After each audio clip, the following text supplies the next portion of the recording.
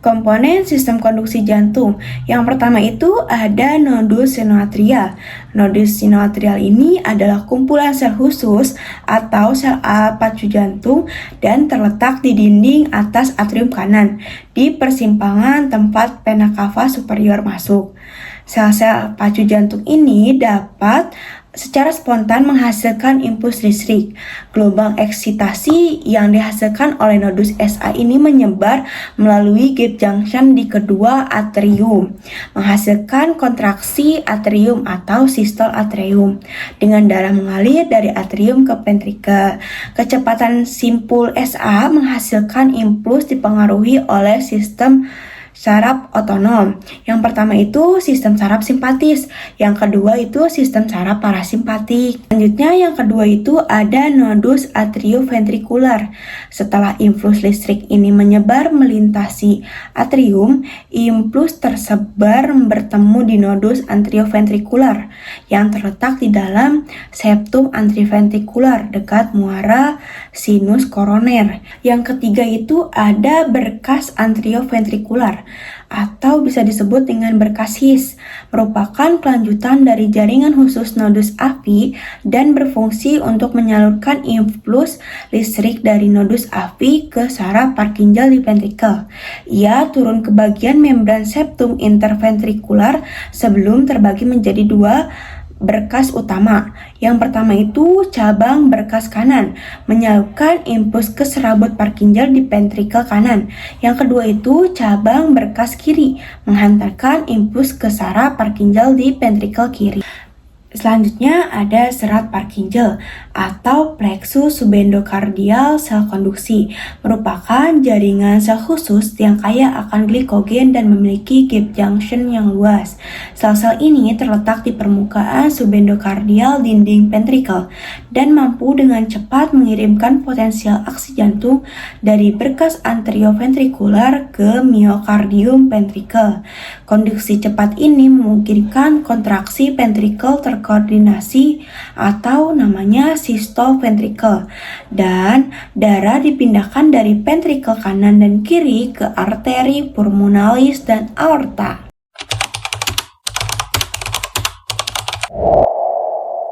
Definisi: EKG adalah suatu gambaran atau grafik yang merupakan perekaman dari aktivitas potensial aksi jantung. Tulisan 1990. EKG merupakan perangkat diagnostik yang sangat penting yang dapat memberikan informasi klinis yang terkait dengan kondisi sistem kardiovaskular, keseimbangan cairan dan elektrolit, dan juga efek dari intervensi yang telah diberikan seperti obat-obatan atau cairan.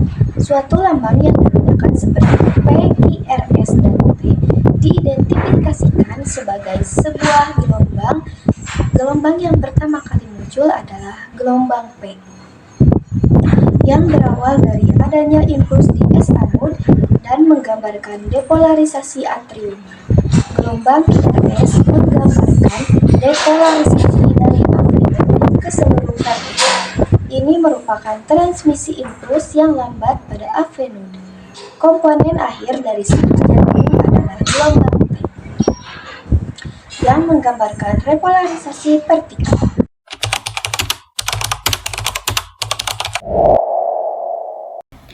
Apa sih fungsi dan kegunaan pemeriksaan EKG itu? Pemeriksaan EKG memberikan informasi tentang bagaimana jantung berdetak dan dapat membantu dalam diagnosis berbagai kondisi jantung. Ada beberapa informasi umum mengenai fungsi pemeriksaan EKG. Yang pertama itu aritmia atau tidak teratur detak jantung. EKG dapat mendeteksi adanya aritmia yang mencakup detak jantung yang terlalu cepat atau takikardia, terlalu terlalu lambat itu bradikardia atau tidak teratur. Yang kedua itu ada kardiomiopati atau kelainan otot jantung. EKG dapat memberikan petunjuk mengenai adanya perubahan pola listrik yang terkait dengan kardiomiopati. Meskipun diagnosis akhir mungkin memerlukan pemeriksaan tambahan, EKG dapat menjadi langkah awal yang penting. Ketiga, penyakit jantung koroner. EKG dapat membantu dalam menilai apakah ada masalah aliran darah ke otot jantung yang disebabkan oleh penyakit jantung koroner. Perubahan pola pada gelombang EKG dapat mengindikasikan iskemia atau infark miokard. Yang keempat, itu ada serangan jantung. EKG adalah alat diagnostik yang penting untuk menentukan apakah seseorang telah mengalami serangan jantung.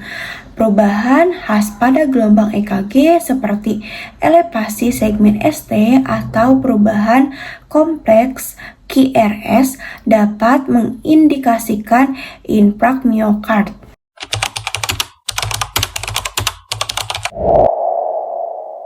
Komponen-komponen gelombang PQRSTU. Yang pertama ada gelombang P, yaitu gelombang yang pertama dilihat, kecil, bulat, dan tegak, menunjukkan awal depolarisasi kedua atrium. Depolarisasi atrium dimulai di nodus sinoatrial di bagian atas atrium. Mula-mula atrium kanan yang mengalami depolarisasi terlebih dahulu. Selanjutnya, atrium kiri yang mengalami depolarisasi. Gelombang P secara normal selalu defleksi positif di semua sadapan dan selalu defleksi negatif di sadapan APR. Yang kedua ada gelombang Q. Gelombang Q merupakan gelombang defleksi negatif awal setelah gelombang P. Gelombang Q defleksi negatif awal dapat tampak pada sadapan I, AVL, V5, dan V6. Pada beberapa orang, gelombang P yang kecil ini dapat tampak pada sadapan-sadapan inferior.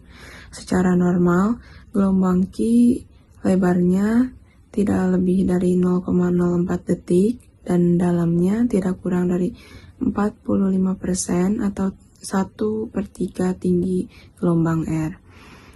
Bila gelombang Q dalam dan lebarnya melebihi nilai normal, maka dinamakan gelombang Q patologis.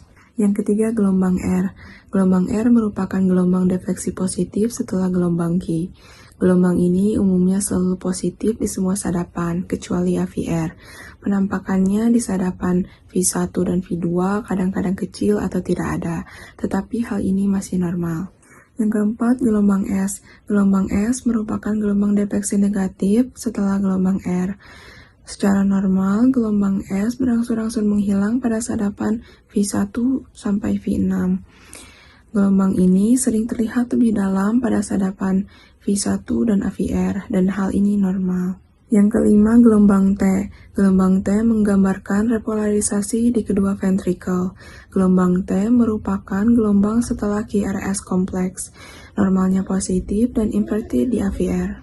Yang keenam, gelombang U. Gelombang U positif muncul setelah gelombang T sebelum gelombang P. Gelombang U muncul pada repolarisasi lambat dari serat Purkinje.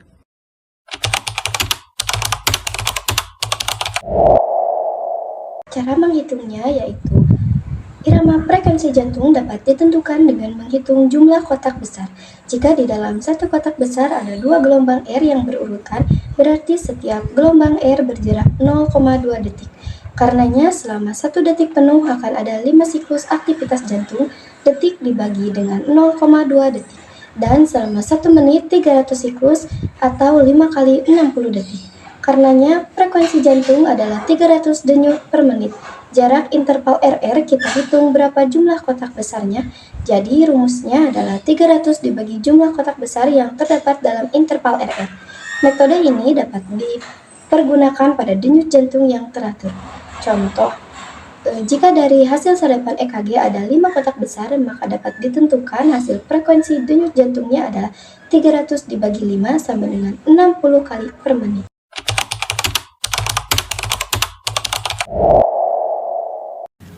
Ada beberapa macam-macam sinus. Yang pertama ada sinus ritem, kedua ada sinus bradikardia, tiga ada sinus takikardia, empat ada sinus aritmia, lima ada sinus ares.